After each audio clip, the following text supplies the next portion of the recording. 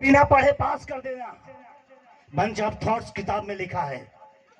कभी ईश्वर ने मौका दिया तो मैं आपको किताब उपलब्ध कराने का प्रयास करूंगा। आप पूरी किताब को आप पढ़ लेंगे, आपके अंदर एक आग सी लग जाएगी।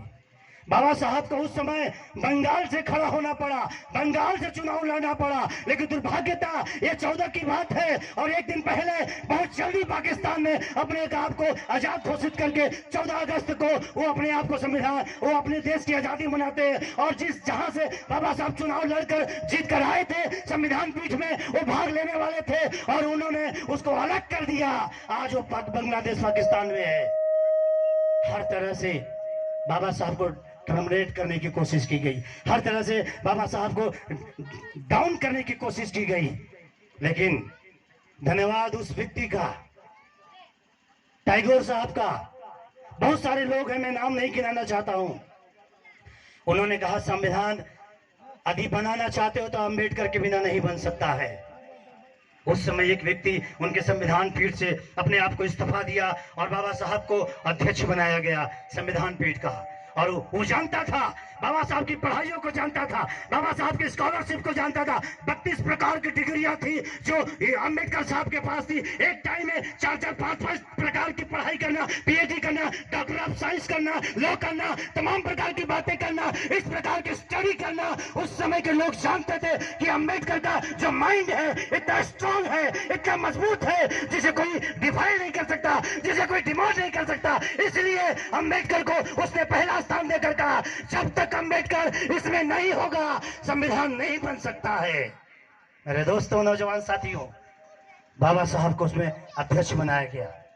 मैं लाया हूं, जिसको चाहिए ये मिल जाएगा। आप बोलेंगे आपके एड्रेस पे हम भेज देंगे। हमारा उद्देश्य एक ही है, इस किताब को आप पढ़ें। भारतीय संविधान बहुत आप लोगों ने नाम सुना है, कॉन्स्टिट्यूशन इंग्लिश में बोलते हैं, आपने बहुत सुना है। आप इसे पढ़ें, इसे सीने से लगाएं, इसे जानें और अपने समाज को जानें, अपने लोगों को जानें, अपने समाज की उन्नति करें। हमारे यहाँ पर जो जन्मदाता बैठे हैं, मैं उनका शुक्रिया अदा करता हूं। कई बार जब मैं एक बार बाबा साहब की जीवनी पढ़ रहा था, अपने जिंदगी को वहां पर रख रहा था, वो भी 14 भाई बहन थे, तमाम प्रकार की उनके जिंदगी में प्रॉब्लम थी, समस्याएं थी, वो जीवन में निराश हो जाते थे, लेकिन उनके अंदर वो चीज था, वो बातें थी जो उनको आगे लेकर जाने का प्रयास करती थी।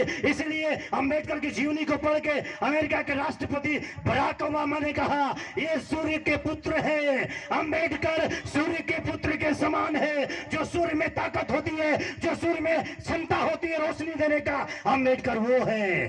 यदि हमारे देश में होते तो इस शिखर पर होते, लेकिन दुर्भाग्य था उस देश में बाबा साहब का जन्म हुआ जहां पर उस समाज के लोगों को कूड़ा कचरा जानवर से भी बदतर समझा जाता है। नौजवान साथियों, भाइयों और बहनों, मैं आपसे यही आग्रह करना चाहता हूं, एक बार बाबा साहब की जिंदगी को करीब से जानने का प्रयास करो। जब वो टूटते थे, स्कूल में क्या क्या उनके साथ हुआ आप सब जानते थे। पानी तक उनको नहीं पीने दिया जाता था, प्यून उनको पानी दिया करता था। जिस दिन प्यून छुट्टी पर है उस दिन वो लोग दोनों भाई बिना पानी के रह जाते थे, हिम्मत नहीं थी घड़े से पानी पी ले। आप जानते हैं उनकी सारी शिक्षा दीक्षा क्लास के रूम के बाहर हुई है। आप सोचिए जरा उस बच्चे का क्या दिमाग था। अंदर बंद कमरे में क्लासेस चल रहे हैं और वो बाहर से इतना सुनने की शक्ति थी, वो सुनकर सब कुछ राइट और सही किया करते थे। भाइयों बहनों, अपने इन बच्चों को आप क्या देते हैं मुझे नहीं मालूम है।